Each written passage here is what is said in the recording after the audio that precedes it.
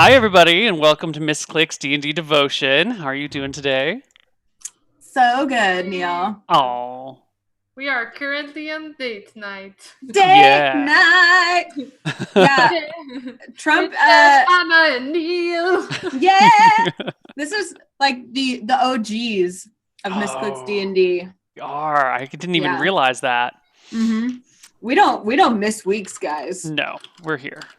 Yeah, We live we for do. this. We do sometimes miss weeks. Sometimes. What happened, guys, is that Trump is unavailable this week, which we knew. We also lost track of Bi Parlefouage somewhere in New Zealand. Mm-hmm. So she's out there somewhere, but not here. And so it's just Jen and I and Neil. And so what we're going to do is we're going to have a special romantic dinner date evening with Olivia and Kellen. So you guys can ask us anything about either our character backstory, about our character relationship, we'll tell you, or if you just have questions about Dungeons and Dragons in general or the story in general, all of us can answer. Mm-hmm. So this is basically going to be story crafting, theory crafting, creative, and AMA all mixed together in a really beautiful romantic date night with you guys. Oh. And I wrote it's truth or dare in my Twitter. Oh, yeah, sure. I think it will bring more people anyway, and then they'll be disappointed. But We can play truth or dare. I mean, our characters can totally play truth or dare. Yeah, exactly. Yeah. Our characters can. There we go. Yes, Olivia eats a shoe. Oh yeah, we're seeing it right now happening in front of our totally happening. Yep. Mm-hmm. Eating the shoe. So I would say if you guys have a question that you want us to answer in chat, just at me so that it highlights it and I'll pull it out of the chat, at Anna Prosser in chat. Otherwise, let's just chat about how we met, about how Kellen and Olivia met. Because I don't know if we ever established it really. No. So we had established that Olivia used to date a half-orc, but they somehow split up for some reason, and then she came to one of your shows, and then it's kind of... Oh, yeah, the half-orc. I forgot about that guy. Yep. So after the half-orc, I left him for another man, who I will invent right now was... Can we roll for, like, race? Because I feel that's interesting. Sure. Yeah. Let me... So you want to do... What are the races, and I will roll for it. Let's see. Let's do a 1 through a 7 is... or like 1 through 5 is human, because they're the most common. Then maybe like a 6 for a halfling, 7 for a dwarf, 8 for a gnome, 9 for a half-orc, and 10 for something really wild and out there. Okay. Oh! Something really wild and out there. Okay. Who was I dating, Neil? I think you were dating someone that you thought was a human, and then later it turned out that they were like a werewolf. Wow, cool! Nice. And that's probably why you guys broke up. Yeah. I'm guessing. Okay. All right, so I was actually... All right, so after the half-orc, I started dating... Oh, can we roll for the sex as well? Sure. I don't know where Olivia is on the spectrum. I would expect her to be with men, but I think we should give some range for women as well. I'm going to let you decide what that range is. So announce it and then roll a die. I don't know, let's do a D6, and I guess if it's a 5 or a 6, it will be a woman, and if it's the other things, it will be okay. A All right. it was a man werewolf. Wereman. A wereman. Let me note that. All right, so after the half-orc, Olivia ditched him, started dating a really way more normal human that turned out to be a werewolf. But how did you find out he was a werewolf? I think I didn't find out why we were in the relationship. I think I don't even know if I should have found out. Would I? Yeah. You just don't even know? Yeah, I should find out. You should know. Otherwise, what's the point of him being a werewolf? true. Benjamin Kaser in chat says the werewolf's name was Cloud. Okay. Cloud. I say Cloud. It probably meant Claude, but I like the French for Jen. Also, Charos14 asks the question, when you eventually fight a bardic lich, how pissed will you be when you die? There's a lot to this question. I don't know that we will ever fight a bardic lich. If we do, we will probably die. And I will not be that pissed because I'm used to it by now.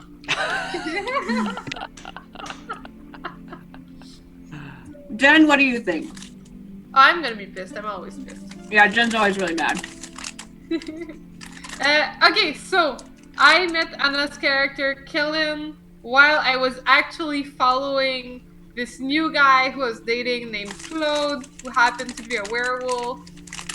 And I guess I found out he was a werewolf, and I tried to make it work for a while, but it was really weirding me out. Like, I felt that he hid something from me, and that was not cool at all with me.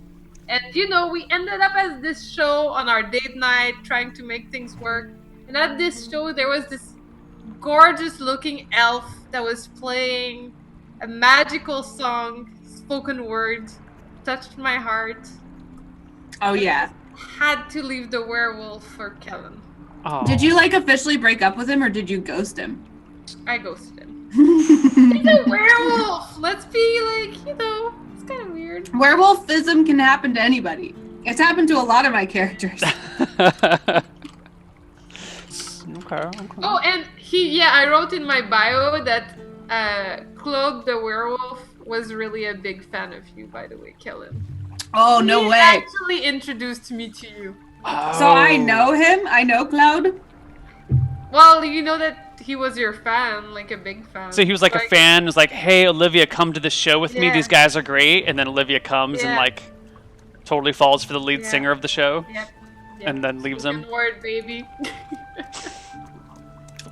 This is an appropriate question because we're talking about how we met at my show. DJ Sylvia asked, they're a band, right? What type of music are they playing?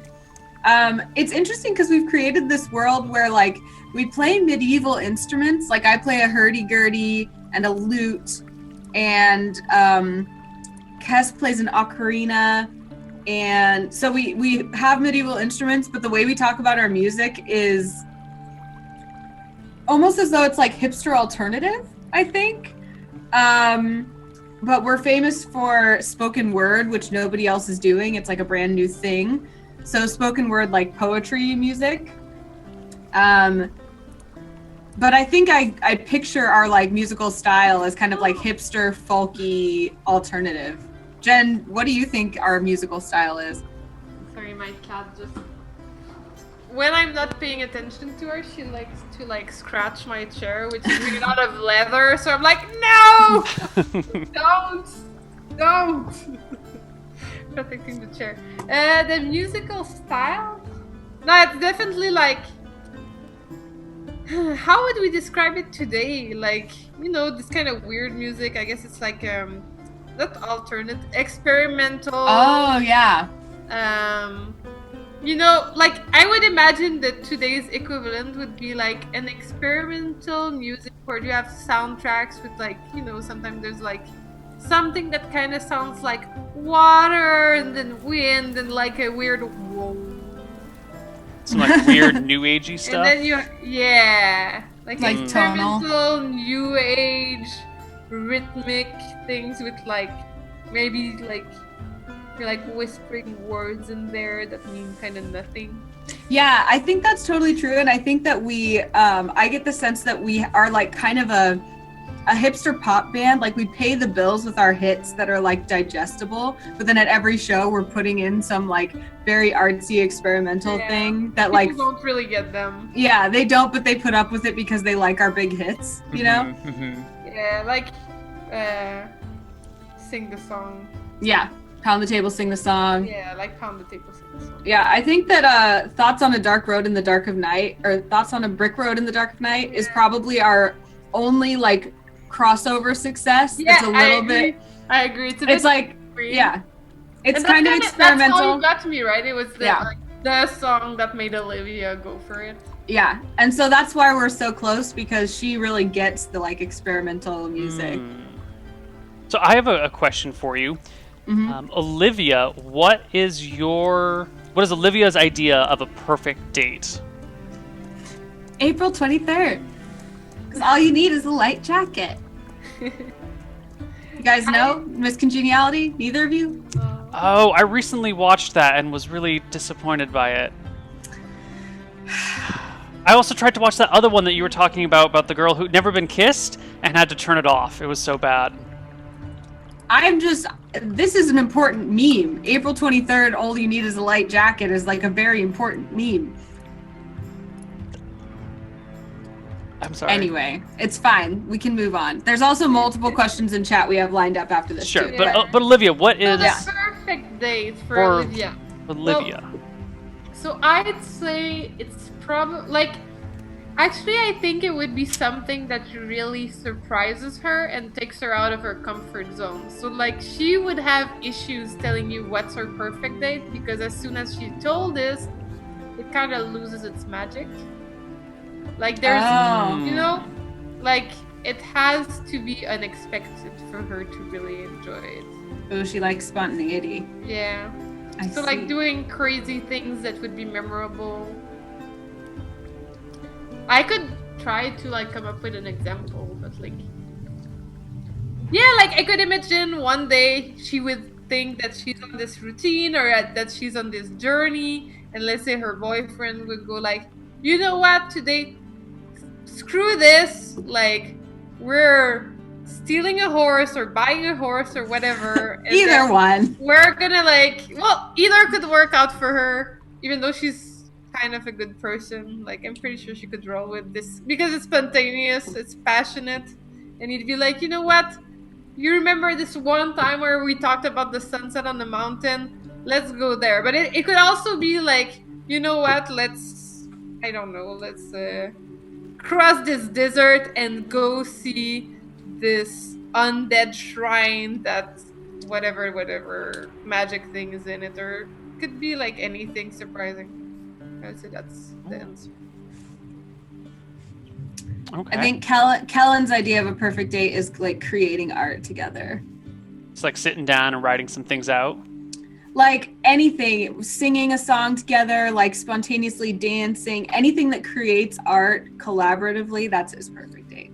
Or just like deep philosophical discussion, I think.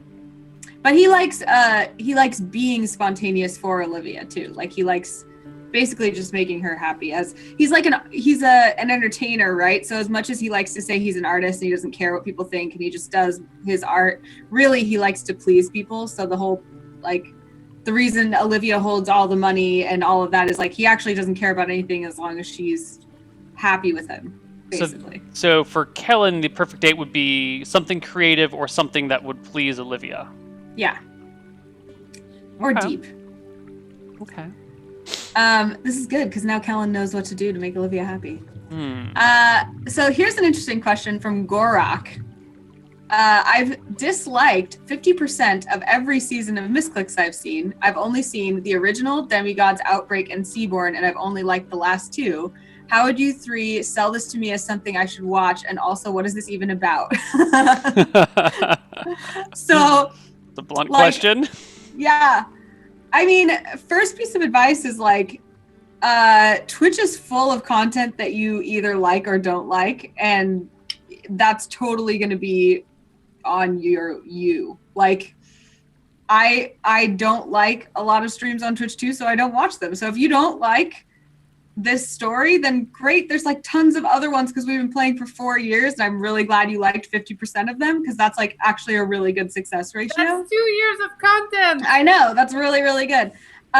It's interesting though that you feel like the most recent ones are the most entertaining for you, because I've actually been really curious of all of our fans over the years which seasons they find the most compelling, because I think for me this is one of the most fun and most entertaining.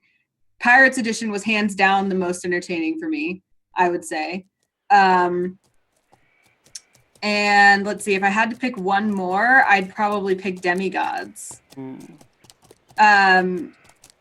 And in terms of like selling it to you, I probably won't, but I'll tell you why this season is really fun for me, because I think the best thing about Misscliks D&D shows for me has always been relationships. And we set out very intentionally to make this show about like convoluted and complex and clearly defined relationships, whether that be brother and sister or romantic, or even like relationships to bandmates or to other competing bands. Like we set out to make it very clear the motivations of each character in the context of other characters, which I find really fun and really fascinating and is rife for humor, which ends up being the thing that I do in D&D most often, because I feel the most entertained by Dungeons and Dragons when it's funny. So I like this show because it allows our characters to be a little bit one-dimensional and a little bit defined in a way that I find really, really entertaining. And the synopsis of what it's about is we are a band, a brother and sister act that split off from their parents. They used to be a family act. They kind of went to like prove themselves. And Kellen, my character, who's an elf, is dating Olivia, our band manager, who's a human.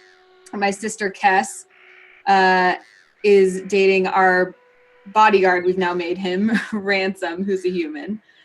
And then we have a nemesis band called Koibu's Chorus, who sings Gregorian chant, which we think is so lame.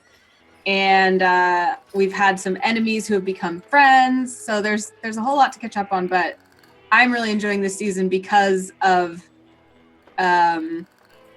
how it doesn't have to be taken too seriously, I guess. Do either of you guys have a answer to that question?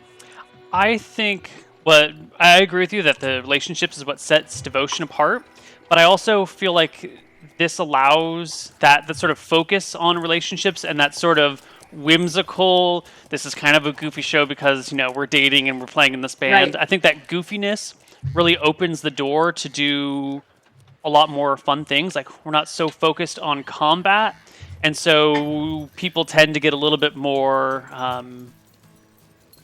I don't know, the personalities come out a little bit more when you're not so much like, oh, well, I want to use this piece of equipment specifically because I want this combat bonus. It's a lot more like, oh, I'm totally going to dress like this because I want to like put on a show for my people, or I'm going to behave in this way that might not be optimal because it's more fun to role play. And I feel like it's been really bringing out the role playing to life, which I feel is the heart of any RPG, is the actual role playing. I feel it's strongest in this show. It's interesting too, because role-playing is a really good way to explore things about yourself, like put yourself in situations you would never be in, or make yourself work through the perspective of a character that you're not. And especially being entertainers, all of us on some level on this show, it's kind of fun to explore why people are entertainers and how they feel as entertainers and what that means in D&D. That's been really fun for me. I hadn't thought of that before, but that's a really cool way of looking at it. Yeah. It's actually been really therapeutic for me, because our team has at Twitch Studios has had a lot of discussions about what do we make content for, and what's the kind of content that we have to make versus what we want to make, versus like when is something good and when is something bad, and how far can you go until you're just being actually a huge snob about your art. You know, there's like a difference between like demanding high quality and then just being like super holier than thou and I understand art better than you. So playing with Kellen that way has been really, really interesting and therapeutic for me. Cool. Do we have any other questions in chat? Well, does Jen want to answer? Oh, I'm sorry. I would also mirror the first Misscliks sentiment about Seaborn. It was really special. You mean Pirate Edition? I mean Pirate Edition, yeah. That was really, really cool. We were all super close in it. It was like Stephanie's first character. We had really tragic moments. I felt we were building something. Our characters were evolving. So that was really, really nice. I also did really like Seaborn. Personally, I thought it was cool. Like, you know, the whole like base thing. I really dig the idea of building like a civilization almost. It's tough to make it happen though. And I'd say I'd give a special shout out to the Amnesia short. Oh, that one was fun. I kind of like that as an interlude, like a kind of a. Oh, I like forgot a about that one. Yeah. mystery, murder, like you don't know who's who, and then you have to figure it out, and then yeah. I loved that character too. What the heck was her name? Sage or something? She was like a hippy dippy. Yeah. Yeah. I like that world. That was cool. And then she turned out to be like the real princess at the end. Something. Spoiler. I don't have your character names even on the overlays. I'll have to look that up. Amnesia was really fun. Yeah, Amnesia was good. Yeah. I think I actually had like a dream that I was like playing D&D, and that like my D&D character that I was playing, that I was in the dream, was like woke up in a castle and didn't know where she was or why she was there. And so if I remember correctly, I went to the castle and I was like, what if we don't know where we are? And it like happened to me in a dream. Your character's name was Princess Rainier. What? No, that wasn't that wasn't my name that I came up with. That was who I actually was, that I remembered. Okay. Well, that's the only name I have on the character sheet. And that's the only name anywhere. Yeah, I'll find out. Good call, Jen. I had forgotten about that. Charos14 has another question. Said the last one was kind of a joke, but this one is serious. How do you feel about Akuba having monstrous creatures like goblins, orcs, and such? I feel like having monstrous creatures anywhere we go is expected at this point. Yeah. Yeah. I enjoy having weird creatures, and I really like, by the way, Neil, the new world that we're exposed to with your accent and the way you're like, like I don't remember the words, but like the mushroom, it was like umbrella something. Oh yeah, because his common's not great, so he keeps talking about things. Yeah. I like that.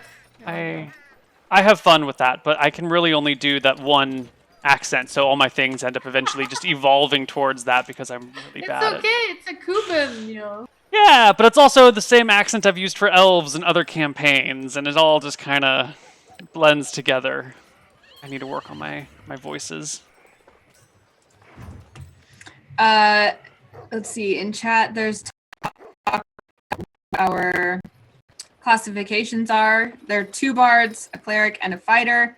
But an interesting note about our fighter, Trump plays a like cerebral fighter. His fighting is based on intelligence, which is an interesting mechanic. I'm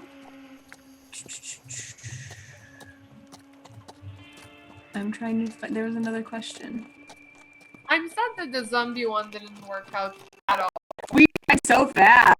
Yeah. I was really excited about my character too. I miss Barnouche as well, by the way. I auto shout out to Barnouche. Oh. Gulmo asks, have you ever thought about having Guy Claypool and his drummer join your band? Well, I do want to say that the storyline is slowly moving in that direction. It's definitely not something that's going to be forced on the players, but they've been following you around and trying to learn from you as best as possible. And eventually, I think they're going to want to join the band. Guy Claypool, he not only sings, but he does upright bass. I guess that's more like this. And Bash Rockstorm is a decent drummer. Or he will be eventually. So I think that's one of those things that will be coming up for review in the future. It's also interesting to me to hear what the chat or the viewers think of how Kellen sees Guy Claypool, because I think there's some really interesting subtext that I'm like hinting at, but I don't know is coming I don't even want to acknowledge them. I think acknowledging the subtext might bring it to light and ruin it. I know, but I just I'm always curious what the viewers think is going on in those relationships too. And I would say that my only answer to that is that I doubt that Guy Claypool and the drummer, who it's really funny that no one remembers his name, Bash Rockstorm, aren't going anywhere anytime soon, and they certainly wouldn't leave the band without a big plot point happening, I would say. Mm-hmm. What do you think, Jen? Anything you want to say about Guy Claypool or Bash Rockstorm? I think Olivia kind of digged them, but when she realized they kind of sucked, I think she digs less. They're nice. I think she appreciates like the attention and that she feels like they think she's attractive, but I think it's kind of just that. So there's a pretty different relationship style between Kellen and Olivia versus Kess and Ransom. Kess and Ransom are almost like the old married couple. They're a lot kind of slower, and they'll go for a walk and watch the sunset, and then just kind of like hang out together.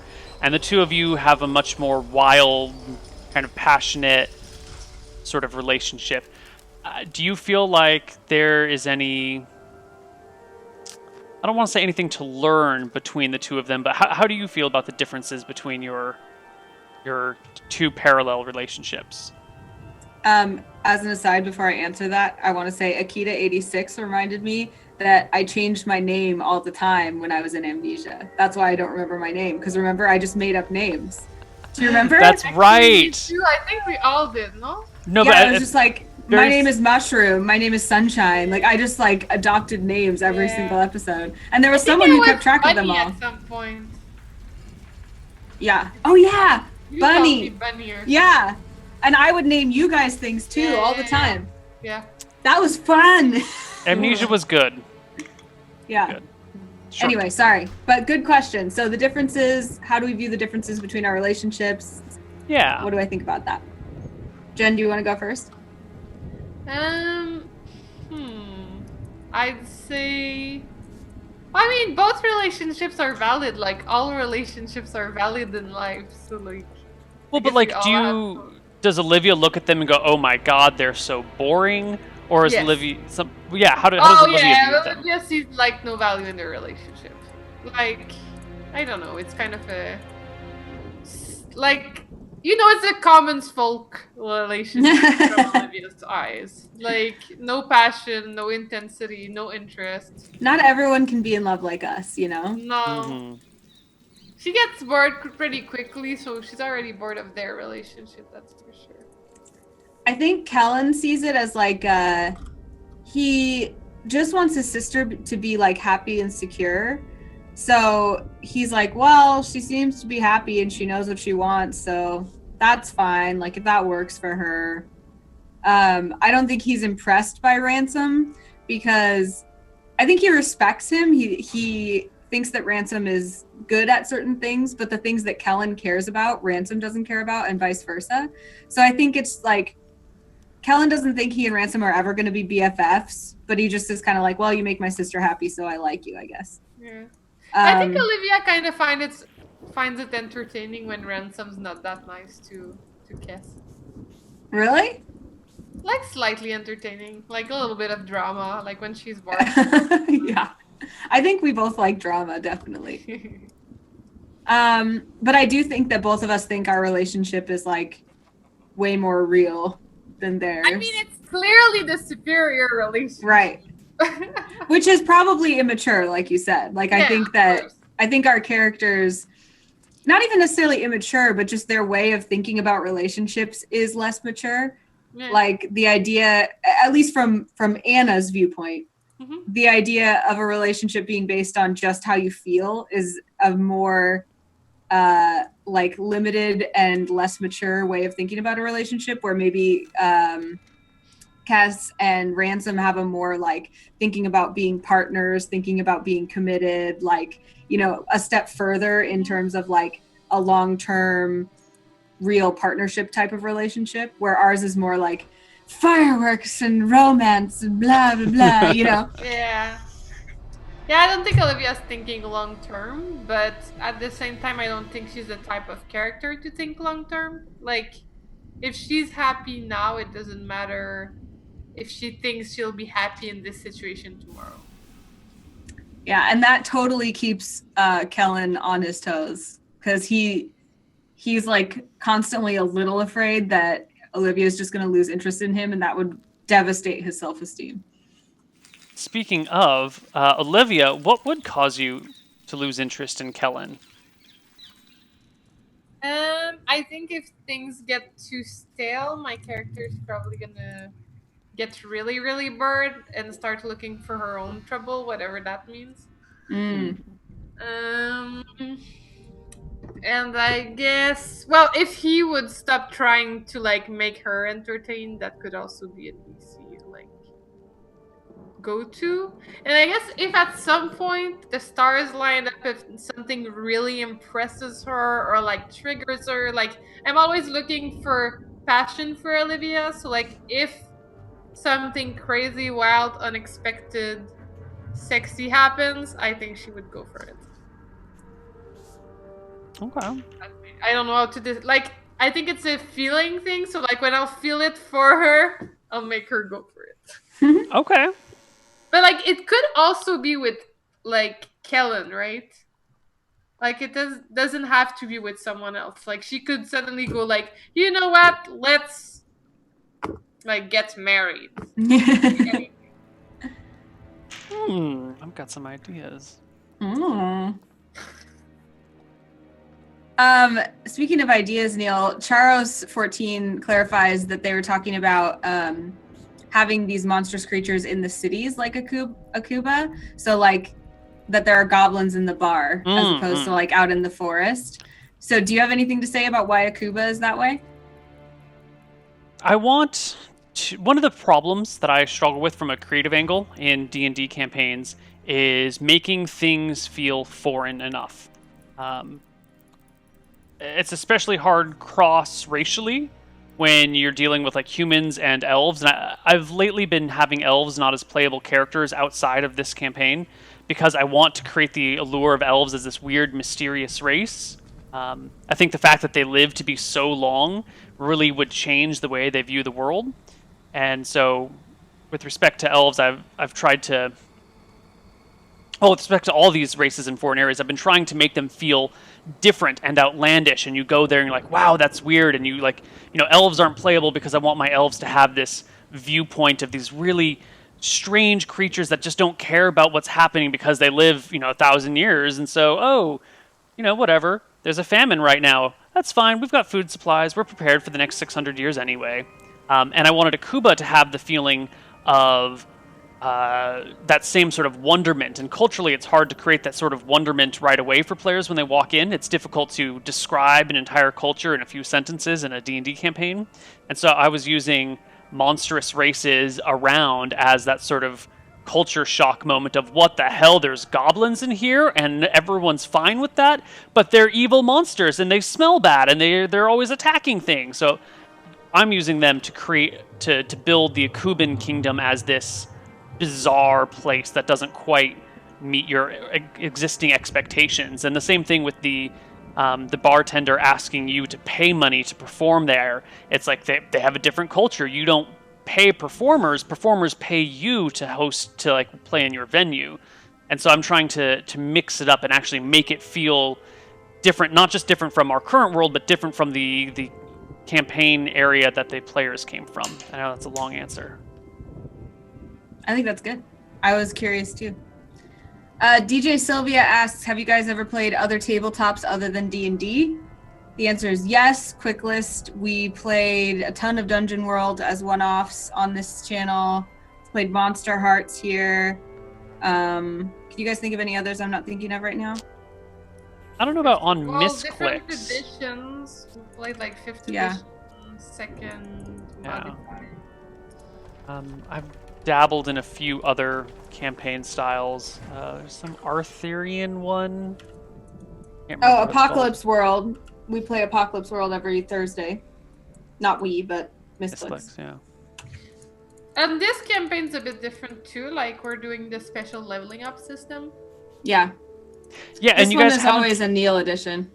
It's been rough not having all of you guys at the same in the game at the same time, because then the level ups are so sporadic. We can't do the voting mechanic when people aren't around. But I am excited. I do like the level up mechanic here. I think it's a much better way of doing things, because then the party's not like, oh, let's chase those guys down for the experience points, because you kind of just grow together. So I really like this. You just decide when you want to level up mechanic. I think I might use it in other campaigns. Yeah. It's fun. I just I like the never agree voting. with the party though. Yeah. I'm more of the slow level up type. I feel like we're not worthy most of the time. I like that there's voting too. I like that the chat's involved in the I don't decision. think I'll ever be the first one to be like, let's level up again, guys. I'll always be the one like, of course not. What is wrong with you people? This is really interesting. We have Sencho and Andy WUK in chat. They're saying that they haven't been here since like Pirate Edition times. Or I guess Sencho has been here since then, but it reminds them of old times. So hi, welcome back. Hope you come more often. We missed you. It is fun to think of old times though. We were just reminiscing about how we've been playing D&D together for 4 years now. A lot of hours.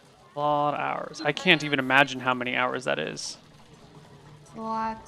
I love D&D though. I have no regrets. No regrets. No. So Charos, I've asked a ton of your questions, so I'm going to put your next one on hold for a sec because I want to get to Knives Insane's question. Seaborn question for Neil. Did Brimstone actually break out of the volcano, or did the wizard Barthas successfully switch bodies with the dragon? Ooh. Pretty sure switch bodies. The ooh, I is it don't remember. that you... I was just going to say, is it that you don't remember, or that you don't know, or that you don't want to tell? It's mostly that I don't remember. Let me see if I can find my Seaborn notes. This is Seaborn Chapter 3. Because you guys you told the dragon that what Barthas's plan was. And Trump had these visions, right? He had all these different visions. What were they? Okay, he enters the tunnels.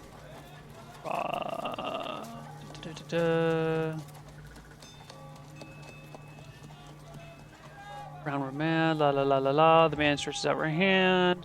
Dragon begins to throw out. The chamber begins to crumble. Shouts inaudible words. The two make eye contact. I think it was going to be that Barthas was going to take over the dragon. That was all in place, and I think you guys stopped it, right? Because Trump had visions. We did stop. Yeah, we did stop it. Yeah, I think Tamriel. I think you guys told the dragon what was going on, and he knew ahead of time not to stand there while Barthas did his wish spell.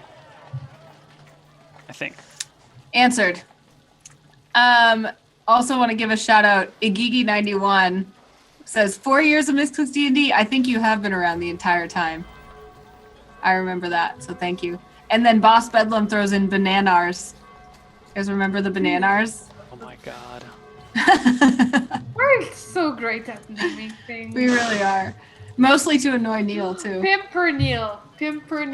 Oh, yeah! Body. Pimpernel Goodbody! I still get people bringing up Pimpernel and his magic balls in chat all the time. When I tell new people about these shows and I'm like explaining like why it's cool and stuff, I think at least 3 times I YouTube looked up this extract about Pimpernel Goodbody, and like the whole time I'm just crying and I can't talk. It's such a struggle to say anything more than Pimpernel. And Steph is like, Pimpernel what then? Pimpernel what? I'm like, oh my gosh.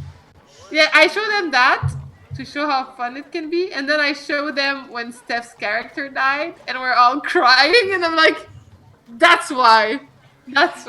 Dude, someday when I'm retired and I have all the time in the world, I want to make like compilation clips from each season like that, and just like all of the highlight moments from Pirate Edition in one video, all of the highlight moments from Demigods in one video. I think that'd be so fun to reminisce and watch.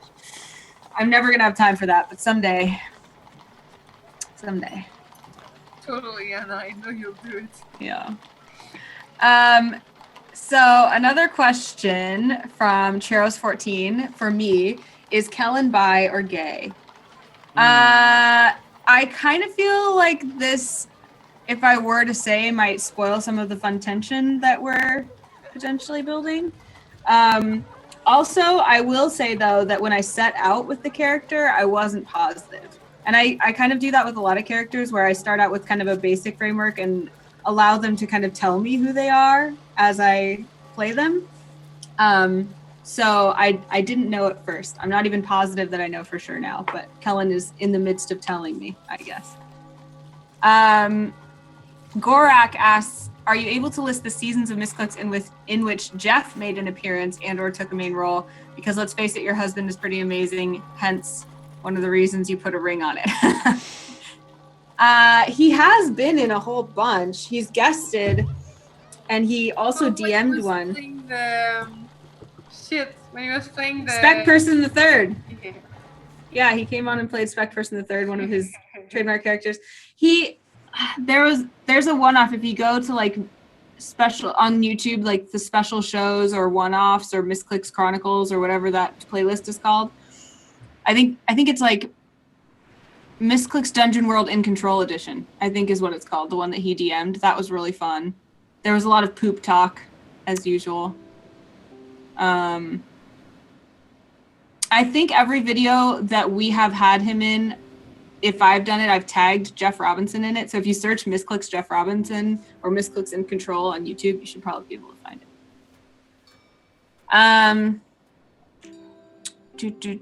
So I have a question for Kellen. What would be necessary for you to leave Olivia? We know Olivia's conditions for leaving Kellen. What are your... Neil's trying to stir up drama.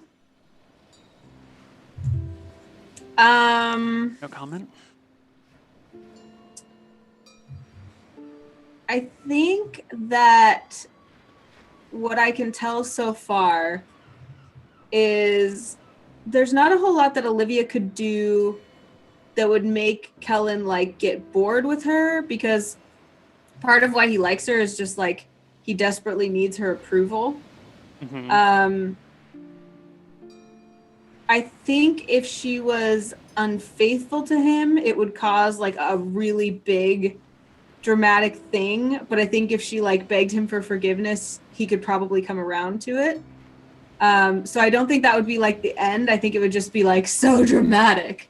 I think that one of the only things I've identified is if Kellen felt, because his relationship is so based on like feelings, mm-hmm. that if he felt more loyal or drawn to somebody or something else than Olivia, and like she forced him to choose, that he might like be unable to. So if something happened between Kess and Olivia, like if they had a big fight and wouldn't want to stay together as a party.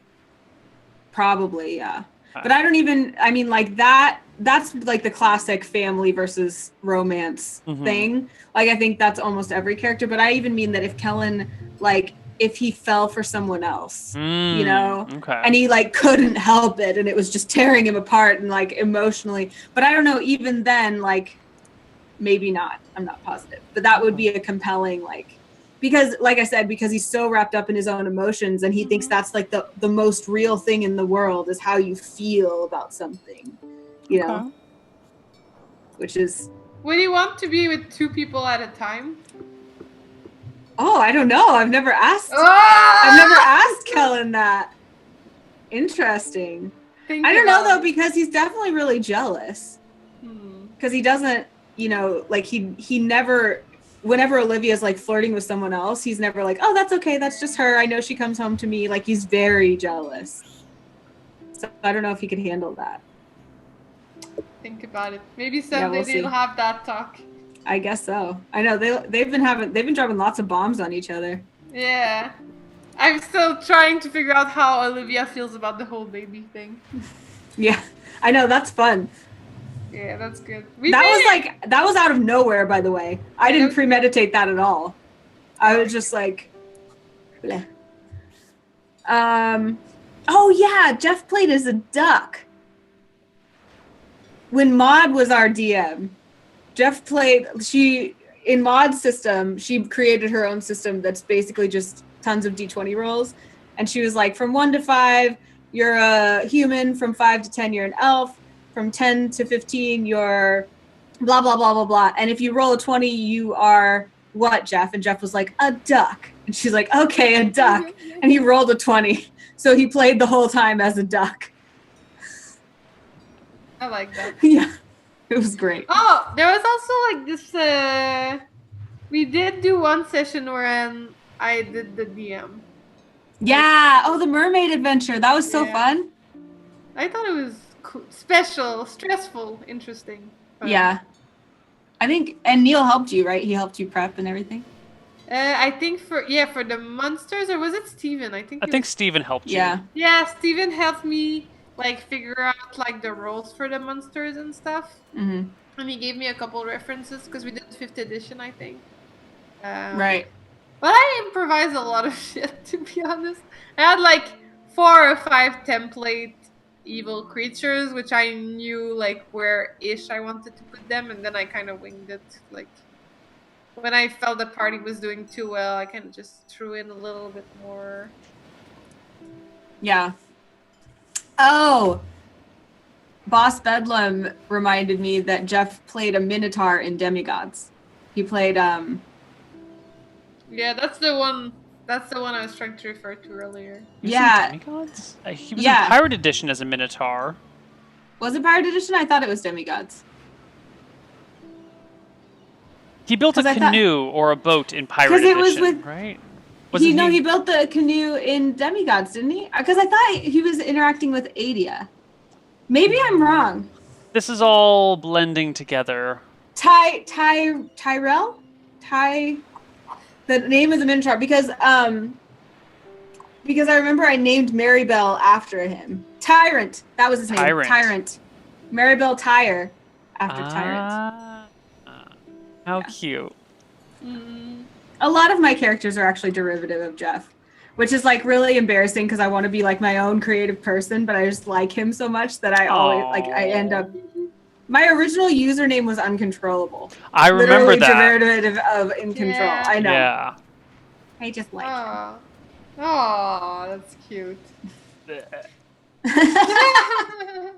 I have a question for you, Neil. Yes. How much of your like being put upon by the cast is real, and how much of it is for entertainment, or do you want to say? What do you mean by being put upon? Like when we're like, oh, we're gonna name the ship Bananars, and you're like, like I imagine that there's a part of you that actually is annoyed by that, and there's a part of you that's like, I have to play the straight man to their ridiculousness for entertainment value. Because I'm really interested in playing D&D as entertainment and how people don't recognize that it's actually very different than playing D&D for fun. Right. I struggle to walk that line. Most of it is me being like, that name is ridiculous. You guys are stupid. Bananars is a dumb name for a boat. Let's have some serious role playing going on right here, guys.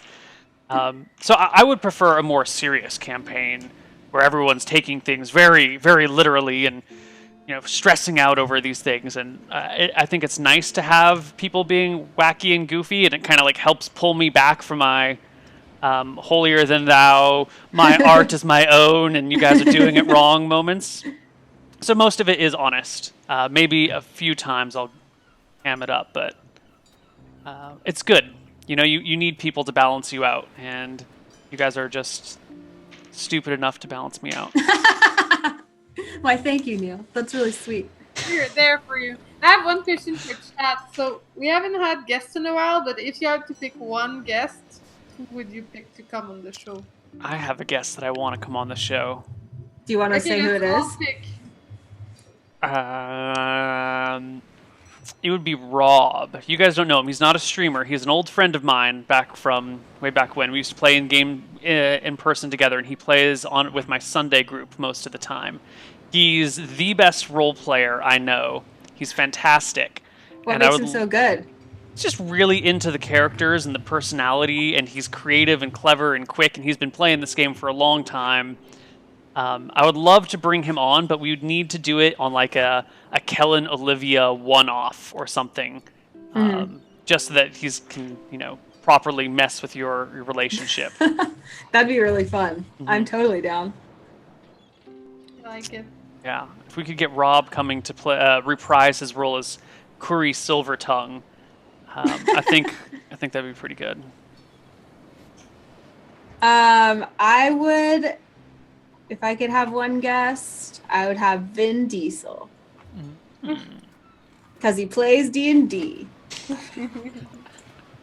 and I like the movie Triple X, even though it's not a good movie. I don't know. I'd have to think about it. I mean, I don't know. There's tons of people I'd want to have as guests, so that's just one that I think would be hilarious if we could ever pull it off. I still want to. Oh, go ahead. Sorry. Actually, I want Stephanie Harvey to come back and guest. Ooh, that's what I actually want. I could do that. I want to play with Ryan. Oh my gosh, yes, I've never gotten to play with him. I want to do the Battle of the Wands. I have a dream where, like, you guys are going to roll and it's going to be amazing. Like, either your karmas are going to, like, clash together and make you roll 20s all night. That's what I'm saying. Or you're going to, like, fall into the deep, deep hole of one hell together and it's going to be so good. Yeah. That's why I want to play with him, because I feel like maybe the universe, like the weight of our terrible luck together would be too much for the universe to bear, and some sort of event would happen. And all the others would get the ones or something. Yeah, I don't know. Yeah, I'd like to play with Ryan. And I kind of have a dream where he would also play Bregor again. I love when characters make cameos. Like when you bring back old characters, I love that. Yeah, I think Varnoosh is like my favorite character ever. I kind of just always want to bring him back. Because like I understand him so well and he's not me, which makes him super interesting. Neil, do you have a favorite character? Like that you're one like that's always you always go back to? I don't play enough to have a favorite character. DM. Yeah.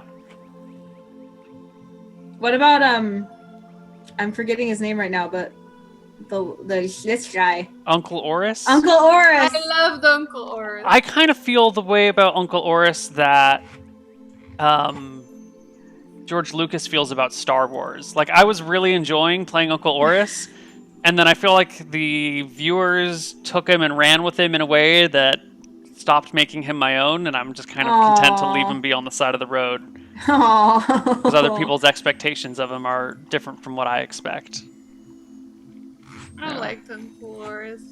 That's the thing with D&D characters. I feel like when you make them such a part of other people's lives that they take them on and feel like they know them better than you know them, it's sad, but it's also a success. Yeah. You know?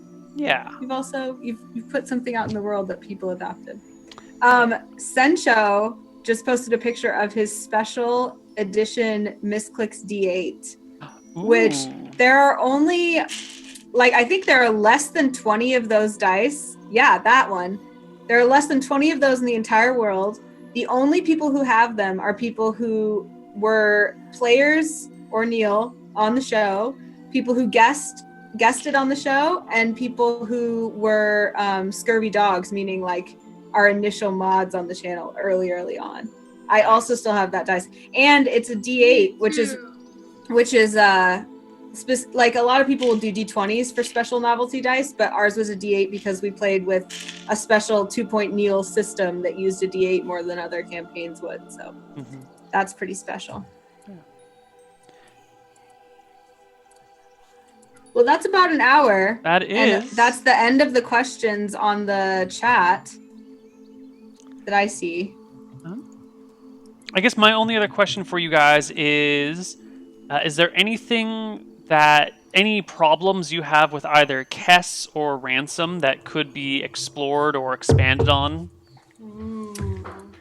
Kellen doesn't think that Ransom has an artistic bone in his body, and that's very frustrating to him. In that he thinks that, like, he just doesn't, it's almost like Ransom's crazy because he just, like, doesn't even think about the world the same way that Kellen does.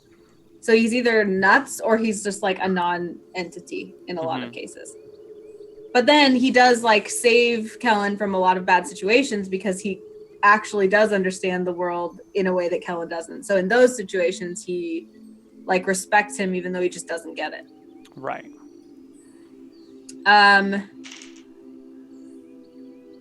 I think that Kellen may be struggling with his relationship with Kess because they've always been so close, but all of a sudden they have these significant others that they're pouring all of their attention into.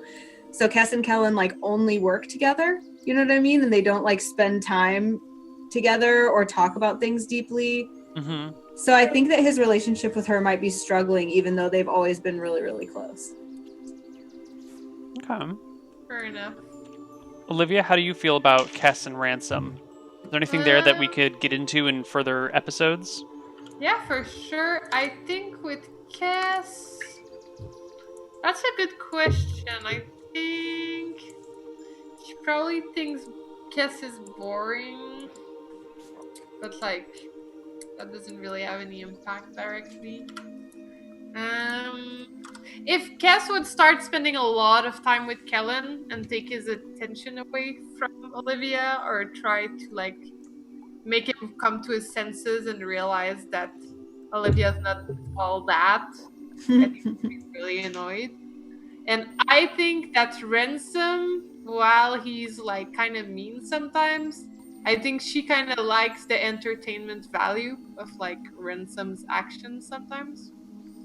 And he's pretty strong, right? So I think in a weird scenario, she could be into him temporarily at some point, and that would be really interesting. But I think it hasn't happened at all. Like, he hasn't taken her the right way for this to happen. Okay. All right, I'm satisfied then.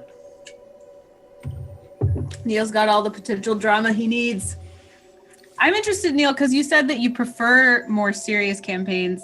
What's satisfying about this campaign, if anything, for you, since it's like by nature a little bit sillier? It puts me out of my comfort zone. It makes me do things I'm not always good with, which is great as like a practice. And, you know, it's kind of fun when you're doing things that are outside of your normal zone of doing things. Yeah. For example, Kellen's voice is way outside the normal zone of my voice, and it's wreaking havoc on my voice. It takes me a whole day to come back from it. You turn into your character.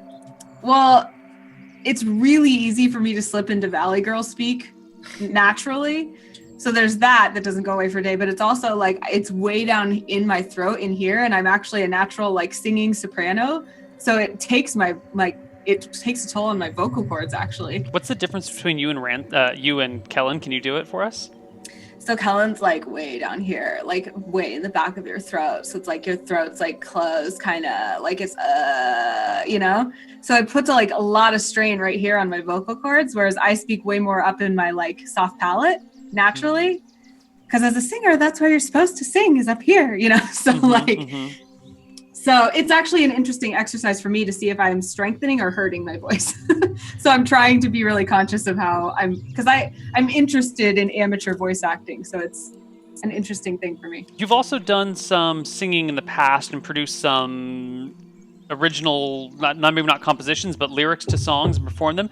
Is there any chance we could get a Kess and Kellen actual song done? You know, I've actually been thinking about that because I started out being like, oh no, I'm just going to improvise random lyrics to all the songs, which has been kind of fun. But I think it'd be even more fun if I were actually singing, because usually I'm just kind of like play singing like la la la la la, you know, But I think if I were to take tunes from current songs and make lyrics to them for the show, that I could actually sing and improvise lyrics at the same time. So I've been thinking about that and debating whether that would be a fun addition or whether it would be like the easy way out. You know what I mean? I think it would be fun to at least do one or two, see where they go. I think Olivia could contribute some lyrics eventually. Yeah. Oh my gosh, we should write lyrics together. She could like write a song for her boyfriend to sing. We could even. Yeah, I'll think more about that. But I think that if we stumbled upon like, okay, to the tune of A Whole New World from Aladdin, Yeah. and we're singing a song that we make up lyrics to, and then it like sticks as one of our hits, you know, then I could totally see us recording a version of it. Okay. We should start making real songs. Well, I have So some Eric- fun mechanics coming up for the next few sessions that I will hopefully get us moving slowly in a direction like that, I think. That'll really play off of the double bard that we've got going on. I'm just saying that, Neil, it's okay if things are just okay sometimes too. Like, if our relationship is just okay and we just have to fight some monsters, that's okay. It doesn't have to be super, you know. Yeah, no, this is painful. not for relationship mechanics. This is singing mechanics. Oh, okay. Yeah. Don't worry. Oh, I've also got plans to ruin your relationships. We got plans for everything. Of course. We got plans for all sorts of good stuff. I actually wrote not quite a song, poem-y thingy.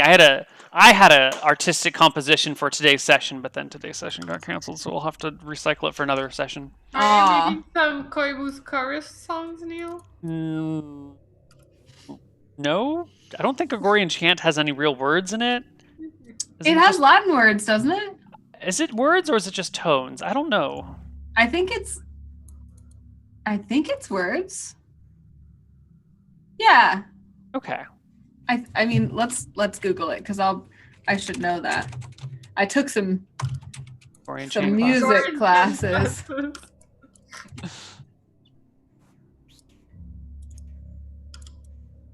Yeah, okay, these are in lyrics. These are in Latin then. Okay, there must be. Oh, so you can write the lyrics and then translate them to Latin and then do Gregorian chant for us, Neil. Wonderful. And then that's how we will evaluate which band is best. Okay, well, I think we should wrap up our quick little date night between Kellen and Olivia. And we will be prepared to see you all next week for a real episode of Misscliks D&D Devotion with all 4 players. Hopefully. Yeah, unless I have jury duty. Unless you have jury duty. We'll find out. Next time on Misscliks D&D Please. Devotion. Bless RNG, no jury duty. All right. I thought you were cutting it out. Bye!